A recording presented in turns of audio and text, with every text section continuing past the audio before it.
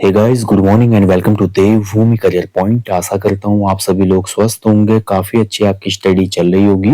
तो देखिए, चैनल पे लगातार आपको special fact classes, test series and अन्य वरियस टॉपिक उपलब्ध कराए जा रहे हैं, जो कि आगामी UK triple SC and UK PSC परीक्षाओं के लिए बहुत ही बेनिफिशियल रहेंगे। ठीक है, तो इन सभी वीडियोज को आप फॉलो कीजिएगा।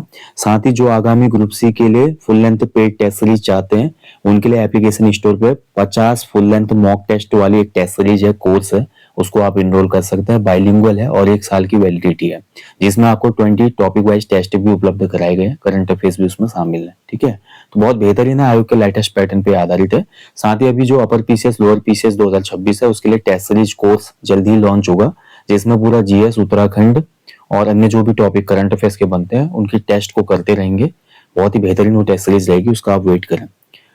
बाकी जो भी आपको वीडियोस मिलती हैं चैनल पे, यूट्यूब चैनल पे, टेस्ट सीरीज, इसको आप अवश्य फॉलो करें, बहुत ही बेहतरीन होती है।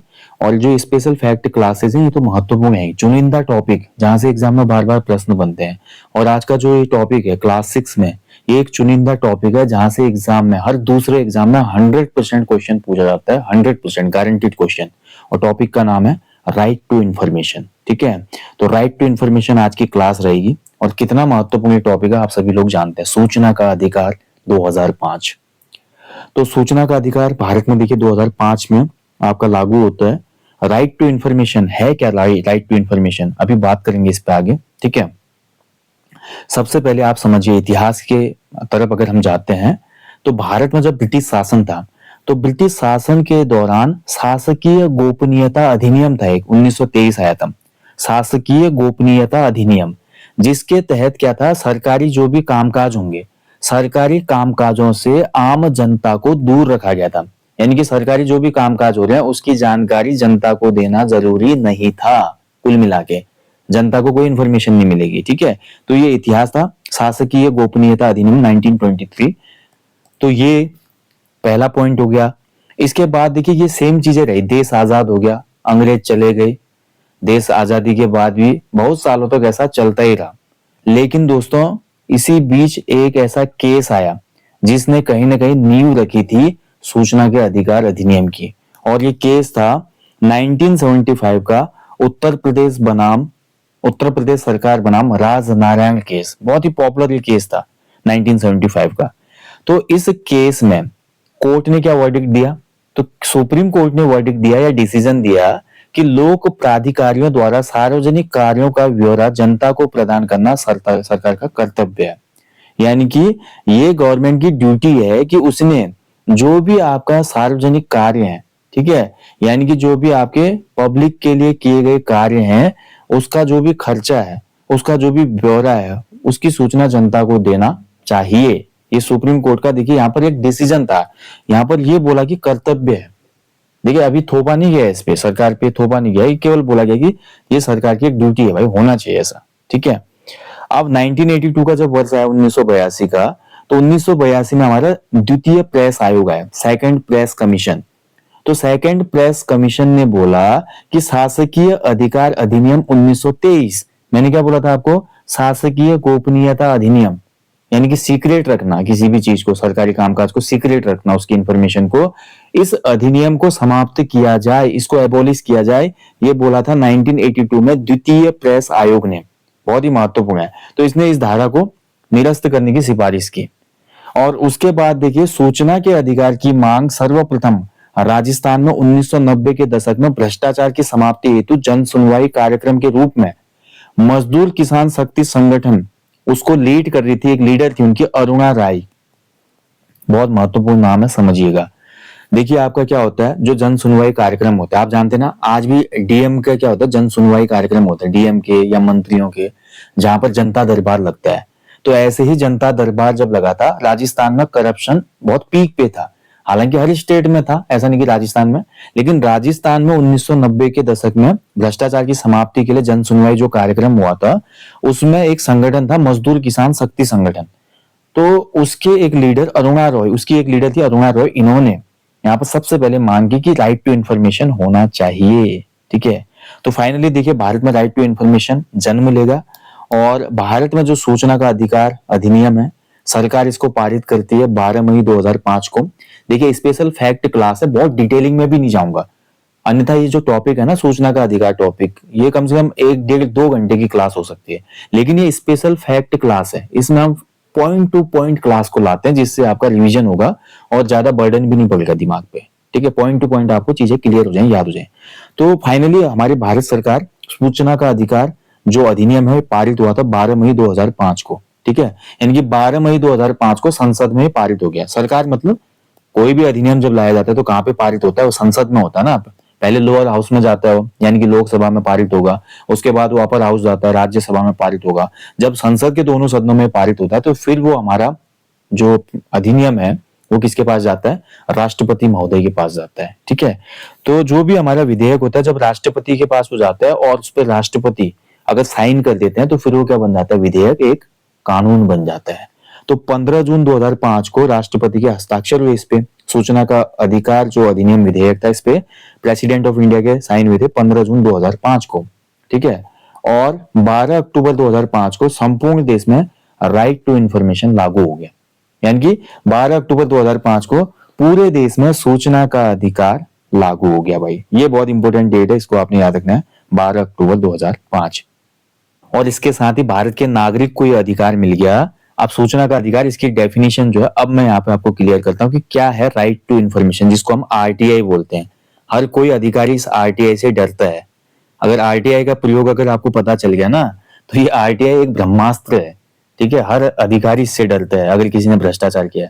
तो सूचना का अधिकार देश के प्रत्येक नागरिक को सार्वजनिक प्राधिकरण यानी कि सरकारी विभागों के पास कोई भी जानकारी, कोई भी डॉक्यूमेंट, कोई भी रिकॉर्ड, इलेक्ट्रॉनिक डेटा, इन सभी चीजों को आम नागरिक प्राप्त कर सकता है। ठीक है, ये शक्ति इसको कौन देता है, सूचना का अधिकार अधिनियम, जो कि आपका आर्टिकल 19A। ठीक है, अभिव्यक्ति की जो आजादी है, क्योंकि अभिव्यक्ति की आजादी में ये बात बोली गई है कि जब तक सूचना नहीं होगी तो आदमी संवाद कैसे करेगा, तो सूचना होना जरूरी है संवाद के लिए। तो अभिव्यक्ति की आजादी के तहत एक मूल अधिकार है हमारा सूचना का अधिकार। और जो हमारे प्राण और दैहिक स्वतंत्रता है आर्टिकल 21, तो 21 और 19A के तहत सूचना का अधिकार एक फंडामेंटल राइट है। ये भी आपको ध्यान रखना है, ये एक मूल अधिकार है। यानी कि बहुत साधारण भाषा में मैं आपको समझाऊं, हमारे गांव में, ग्राम पंचायत में, क्षेत्र पंचायत में, जिला पंचायत में कोई भी सरकारी काम होता है, कोई भी डॉक्यूमेंट से संबंधित बात है, सिलेक्शन से संबंधित बात है, जैसे मान लो अभी आपने कोई एग्जाम दिया कनिष्ठ सहायक का, उसका रिजल्ट आ गया, तो अब आप आयोग से ये पूछ सकते हो कि कितने कैंडिडेट किस कैटेगरी के सिलेक्ट हुए, कट ऑफ क्या रही थी। ठीक है, और अंतिम सिलेक्टेड कैंडिडेट का ब्यौरा दीजिए। तो इस प्रकार की जो सूचनाएं हैं। इसके अलावा मान लीजिए गांव में कोई आपका निर्माण कार्य, कोई पंचायत भवन बना, तो आप सूचना के अधिकार के तहत मांग सकते हो कि इस पंचायत भवन में कितना खर्चा आया, कितना बजट आया था, क्या चीजें थी। यानी कि संपूर्ण पारदर्शिता आप प्राप्त कर सकते हो, एक आम नागरिक इससे प्राप्त कर सकता है। ठीक है, यानी कि सूचना की पहुंच।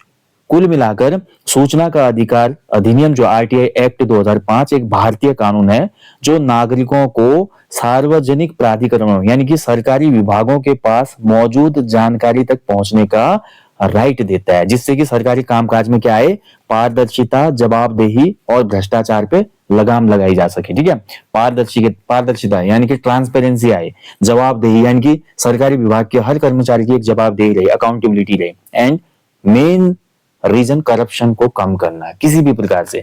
और आप देखते हैं आज आरटीआई लगाने की वजह से कई चीजों का खुलासा होता है ना। तो आरटीआई जो है आपका एक बहुत ही मजबूत नागरिकों को दिया गया अधिकार है, सूचना का अधिकार। क्लियर, तो समझ में आ गया ना सूचना का अधिकार क्या था। थोड़ा हमने इसका फ्लैशबैक भी देखा कि हिस्ट्री क्या थी इसकी। पहले सरकारी कामकाजों की जानकारी सरकारी कामकाजों की जानकारी जनता को न दिए जाने के लिए एक अधिनियम था 1923 का, जिसको बाद में खत्म किया गया। और यूपी सरकार बनाम जो राजनारायण केस हुआ था 1975, इसमें सुप्रीम कोर्ट का जो डिसीजन था, वर्डिक्ट था, सुप्रीम कोर्ट ने बोला कि जो भी हमारे सरकारी अधिकारी हैं भाई, वो सार्वजनिक कार्यों का ब्यौरा जनता को देना चाहिए, उनको ये सरकार का एक कर्तव्य है। ठीक है, तो इतने लंबे सफर के बाद फाइनली 12 अक्टूबर 2005 को संपूर्ण देश में आरटीआई लागू हो गया। क्लियर हो गया। अब जो सूचना का अधिकार है ना, इसके कुछ उद्देश्य हैं, ऑब्जेक्टिव क्या है इसके। ऑब्जेक्टिव है देखिए, प्रशासन को पारदर्शी और उत्तरदायित्व पूर्ण बनाना ताकि सुशासन के लक्ष्यों को प्राप्त किया जाए। अगर आप देखिए PCS mains, lower PCS mains या कोई भी ऐसे मेंस पेपर की तैयारी कर रहे हैं जहां पर आंसर राइटिंग होती है, तो वहां पर आप जानते हैं सुशासन क्या होता है, गुड गवर्नेंस। गुड गवर्नेंस तब होती है जब आपका प्रशासन में पूरी ट्रांसपेरेंसी होगी, जीरो करप्शन होगा और हर कोई अधिकारी कर्मचारी अपने कार्य की जवाबदेही लेगा, यानी कि अकाउंटेबिलिटी आएगी। तो ये जब चीजें होने लगेंगी किसी भी शासन में, तो वहां पर क्या हो जाएगा, हमारा सुशासन हो जाएगा। तो सुशासन बहुत अच्छे से लाया जा सके इसके लिए इसको लाया गया। दूसरा देखिए, स्वतंत्रता और अभिव्यक्ति की आजादी का मूल अधिकार जो 1913 है उसको प्राप्त करना। ठीक है, तो जो हमारा स्वतंत्रता और अभिव्यक्ति की आजादी का मूल अधिकार 1913 है उसको प्राप्त करना, और अभिव्यक्ति की आजादी के तहत संवाद करने के लिए भी आपका जानकारी का होना आवश्यक है। ऐसा बोला गया है, भारतीय संविधान में ये बोला गया है कि सूचना का अधिकार मूल अधिकार इसलिए है क्योंकि अगर हमको देखिए अभिव्यक्ति करनी है, अगर संवाद करना है, अगर हम किसी अधिकारी से जानकारी ही नहीं ले पाएंगे उस चीज की, तो हम उससे संवाद कैसे करेंगे। तो अगर सूचना का अधिकार ना दिया जाए तो ये अभिव्यक्ति की आजादी छीनने जैसा होगा, है ना। तो ये चीजें देना भी सरकार मतलब नागरिकों को, आम नागरिकों को, तो ये ऑब्जेक्टिव है सूचना के अधिकार के। अब हम जानेंगे सूचना के अधिकार की कुछ महत्वपूर्ण जो धाराएं हैं। ठीक है, 31 धाराएं हैं इसमें, लेकिन जो महत्वपूर्ण धाराएं हैं उनको आपने देखना आवश्यक है, जहां से एग्जाम में प्रश्न बनते हैं। तो राइट टू इंफॉर्मेशन जो एक्ट है इसमें आपके 6 अध्याय हैं, यानी कि इसमें 6 पार्ट रखे गए हैं और 31 इसमें क्या है, धाराएं हैं। ठीक है, तो 31 इसमें धाराएं रखी गई हैं, 31 धाराएं, जिसमें जो महत्वपूर्ण धाराएं हैं वो आपको देखना है, ज्यादा डिटेल में नहीं जाएंगे। तो पहला देखिए इसमें धारा 3। धारा 3 जो है आपका, ये आपका सूचना प्राप्त करने का अधिकार देता है। ठीक है, यानी कि किसी भी नागरिक को धारा 3 के तहत सूचना प्राप्त करने का अधिकार है। तो सेक्शन 3 क्या बोलता है आपका, इंफॉर्मेशन प्राप्त करने का अधिकार। ठीक है, तो 6 चैप्टर और कितने 31 सेक्शंस हैं इसमें। ठीक है, सेक्शन 6 क्या बोलता है भाई, सूचना प्राप्त करने हेतु आवेदन की प्रक्रिया। लिखित आवेदन निर्धारित शुल्क 10 रुपए दिव्यांगों के लिए माफ है। ठीक है, तो दिव्यांग जो है अगर वो सूचना का अधिकार मांगेंगे तो उनको कोई फीस नहीं देनी पड़ेगी, अन्य नागरिकों को 10 रुपए शुल्क देना पड़ता है, और इसका मेंशन किया गया है सेक्शन 6 में। नेक्स्ट देखिए आपका सेक्शन 7। तो सेक्शन 7 जो है देखिए, आरटीआई आवेदन का निस्तारण 30 दिन के अंदर सूचना। मान लीजिए मैंने किसी विभाग से सूचना मांगी है तो उसको 30 दिन के अंतर्गत मुझे सूचना देनी होगी, जो भी मैंने उससे सूचना आरटीआई मांगी है। तो ये सेक्शन 7 में है। इसके अलावा अगर मान लीजिए जो मैंने सूचना मांगी है, आरटीआई मांगी है, अगर वो जीवन और व्यक्तिगत मामलों पर है, देखिए कितना एक इंपॉर्टेंट आपको राइट दिया गया है यहाँ पे। अगर मान लीजिए मेरे जीवन और व्यक्तिगत मामलों से संबंधित सूचना का अधिकार है तो उसका जवाब विभाग को 48 घंटे में सुनवाई करनी पड़ेगी उसकी। ठीक है, विद इन 48 आवर्स आपका यहाँ पर सुनवाई करनी पड़ेगी। इसके बाद देखिए सेक्शन 8। सेक्शन 8 में कुछ मामले जैसे सुरक्षा, वैज्ञानिक शोध, परमाणु और उपग्रह विभाग, गुप्तचर संस्थाओं हेतु तो अनिवार्य धारा 8 नहीं। ठीक है, यानी कि देखिए कुछ हमारे मामले हैं जैसे कि सुरक्षा, जैसे हमारी सेना हो जाती है, और जो हमारे साइंटिस्ट जो हमारी रिसर्च कर रहे हैं, परमाणु और जो उपग्रह विभाग है यानी कि जो हमारा एटॉमिक डिपार्टमेंट है, और जो गुप्तचर संस्थाएं जैसे कि हमारा आईबी है, इंटेलिजेंस ब्यूरो है, इसके अलावा सीबीआई है, हमारी सेंट्रल ब्यूरो ऑफ इन्वेस्टिगेशन है। ठीक है, रॉ है हमारी जो एक खुफिया एजेंसी है। ठीक है, तो इन पे जो ये आपका धारा 8 है, सेक्शन 8 है, ये काम नहीं करेगी। यानी कि ये जो विभाग है इनसे डायरेक्ट इस प्रकार की सूचनाएं नहीं मांगी जा सकती। लेकिन अभी हम देखेंगे आगे, एक अभी आएंगे सेक्शन 24 आएगा। सेक्शन 24 में कुछ प्रावधान है, मैं आपको बताऊंगा, लेकिन इन विभागों से डायरेक्ट आपका आरटीआई नहीं मांगा जा सकता, ये आपको ध्यान रखना है। इसका प्रावधान है सेक्शन 8 में। नेक्स्ट देखिए आपका सेक्शन 12। सेक्शन 12 में क्या बोला गया है, देखिए आपका केंद्रीय सूचना आयोग के गठन का प्रावधान। जो हमारा देखिए केंद्रीय सूचना आयोग बनता है, ठीक है, और सेंट्रल विजिलेंस जो कमीशन है, इसका गठन का प्रावधान आर्टिकल सेक्शन 12 में है। ये थोड़ा महत्वपूर्ण है कि सूचना के अधिकार अधिनियम के तहत किस धारा में केंद्रीय सूचना आयोग के गठन का प्रावधान किया गया है, तो धारा 12 सेक्शन 12 में। ठीक है, इसके अलावा मुख्य सूचना आयुक्त और अन्य आयुक्तों की नियुक्ति राष्ट्रपति के द्वारा की जाएगी, ये बताया गया इसमें। यानी कि केंद्रीय सूचना आयोग का गठन, मुख्य सूचना आयुक्त की नियुक्ति और साथ ही अन्य सूचना आयुक्तों की नियुक्ति राष्ट्रपति के द्वारा, ये उल्लेख है सेक्शन 12 में। सेक्शन 13 बोलती है इनका जो कार्यकाल 5 वर्ष अथवा 65 वर्ष की उम्र केंद्रीय सरकार पर निर्भर करता है कि कार्यकाल कितना होगा। ठीक है, तो ये आपका सेंट्रल गवर्नमेंट पे है कि वो कितना इनका कार्यकाल निर्धारित करती है, ये बोलता है सेक्शन 13।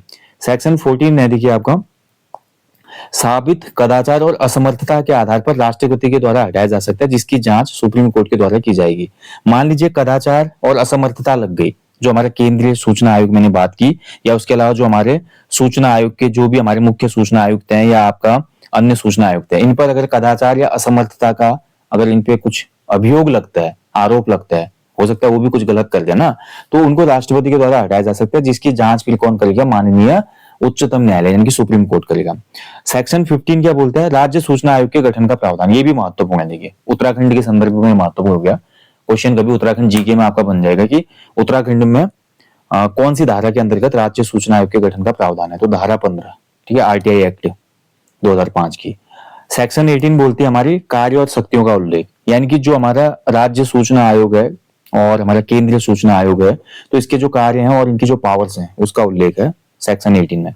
सेक्शन 19 सूचना न देने पर लोक सेवकों को दंड अथवा अर्थदंड का प्रावधान।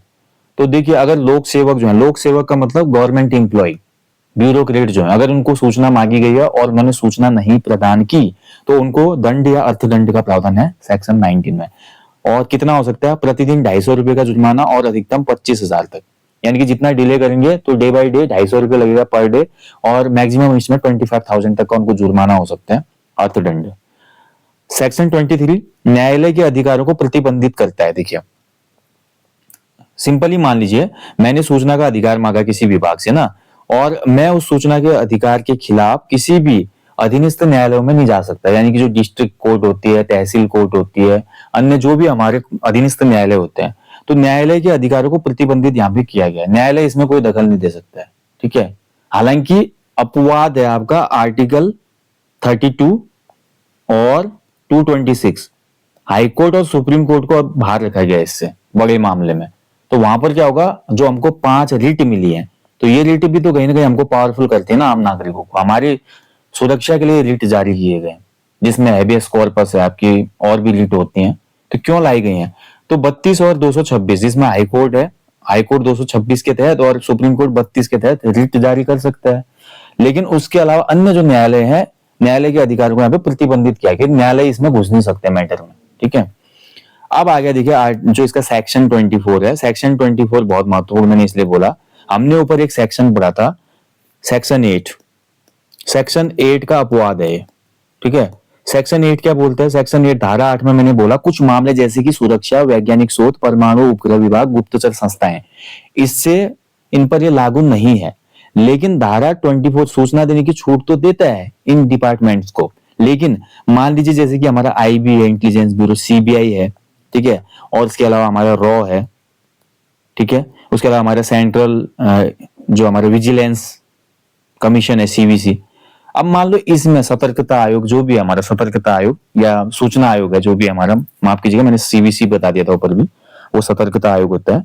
तो इस प्रकार के जो भी आयोग हैं जो कि कॉन्फिडेंशियल काम करते हैं, तो इन कॉन्फिडेंशियल आयोगों की अन्य जानकारियों के अलावा अगर मान लीजिए इनका कोई अधिकारी भ्रष्टाचार में या मानवाधिकार उल्लंघन में, कोई अधिकारी भ्रष्टाचार, करप्शन में, मान लीजिए भ्रष्टाचार, अगर कोई करप्टेड होता है, या मान लीजिए कोई मानवाधिकार का उल्लंघन करते हैं, मानवाधिकार यानी कि कोई ऐसा काम कर रहा है जिससे मानवाधिकारों का उल्लंघन हो रहा है, तो इस मामले में आपका आरटीआई मांगी जा सकती है।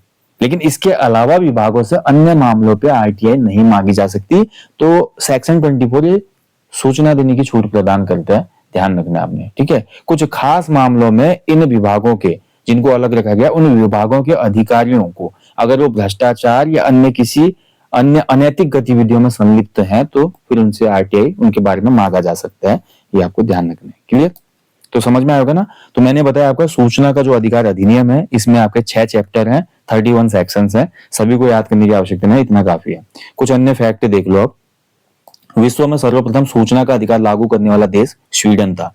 तो स्वीडन पहला देश था दुनिया का जिसने राइट टू इंफॉर्मेशन को लागू किया था। देखिए 1766 में लागू हो गया एक देश में, और एक देश में इसके लगभग आप देख रहे हो 250 साल के बाद आपका लागू किया जा रहा है ना। तो सोचिए कितना लेट हमारा देश चल रहा है। भारत के पहले जो प्रथम मुख्य सूचना आयुक्त थे, इनका नाम था वजाहत हबीबुल्ला। तो भारत के प्रथम अगर मुख्य सूचना आयुक्त पूछेगा कौन थे, तो वजाहत हबीबुल्ला। अब आप कमेंट में बताइए वर्तमान कौन है, वर्तमान में कौन है बताइए, भारत के मुख्य सूचना आयुक्त वर्तमान में कौन है बताइए। उत्तराखंड के प्रथम मुख्य सूचना आयुक्त थे रघुनंदन सिंह टोलिया, यानी कि बात कर रहा हूं मैं डॉक्टर आर एस टोलिया जी, ठीक है, आर एस टोलिया जी, जिनके नाम पर हमारी राज्य प्रशासनिक प्रशिक्षण अकादमी है नैनीताल, ATI, जहां पर PCS वगैरह की और अन्य अफसरों की ट्रेनिंग होती है, इन्हीं के नाम पर है ना। तो रघुनंदन सिंह टोलिया जी हमारे राज्य के प्रथम मुख्य सूचना आयुक्त थे। कमेंट में ये भी बता दो कि वर्तमान में उत्तराखंड में कौन है मुख्य सूचना आयुक्त, वर्तमान कौन है बताइए। भारत और उत्तराखंड के वर्तमान में मुख्य सूचना आयुक्त कौन है, ये कमेंट बॉक्स में आप लोग जरूर बताएंगे। ठीक है, क्लियर। चलिए बाकी देखिए, आपका कार्यकाल वगैरह जो होता है मैं आपको बता चुका हूं। कार्यकाल इसका निर्धारण कौन करता है, केंद्र सरकार द्वारा निर्धारित करते हैं। ठीक है, ध्यान रखेंगे। और राज्य के जो मुख्य आयुक्त होते हैं, ठीक है, वो किसके बराबर होते हैं, राज्य निर्वाचन आयुक्त के बराबर इनकी पावर होती है। राज्य के जो अन्य सूचना आयुक्त होते हैं वो राज्य के मुख्य सचिव के बराबर पावरफुल होते हैं, ये आपको ध्यान रखना है। वेतन और भत्ते जो होते हैं इनके आपका जो भी हमारे जो निर्वाचन आयोग के होते हैं ना आयुक्त वगैरह, उनके बराबर इनको दिया जाता है। ठीक है, बाकी एक क्वेश्चन और बनेगा कभी एग्जाम में, इस पर ध्यान दीजिएगा कि सूचना का अधिकार संशोधन अधिनियम कब आया था। ठीक है, ध्यान रखेंगे। तो सूचना का अधिकार संशोधन अधिनियम आया 2019 में।